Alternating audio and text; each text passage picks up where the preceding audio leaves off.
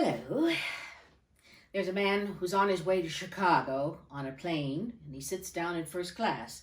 And a beautiful woman walks down the aisle toward him, and he wishes, I wish she would sit next to me. Please let her sit next to me. Please, please, please. And sure enough, this is his lucky day. She sits next to him. The plane takes off, and as they're in the sky, he strikes up a conversation, and he says, are you going to Chicago on business or pleasure? And she said, business.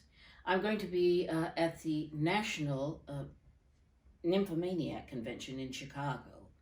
Oh, really? I didn't know they had conventions for that. She said, yes, I'm going to be a guest lecturer. I'm going to be lecturing on the sexuality and the myths of sexuality. He said, oh, that sounds like an interesting subject. She said, yes, it is, as a matter of fact. One of the myths is that the African-American man is the most well-endowed, which in truth it's actually the Native American man. The other myth would be that the French are the sexiest men around, which is not true. It happens to be men of Jewish descent. But when you average the two of those things together, it turns out the best lover out there would be the redneck Southerner.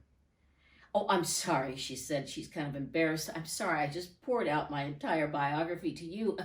I'm sorry, I didn't get your name. And he says, Tonto Goldstein, but my friends call me Bubba.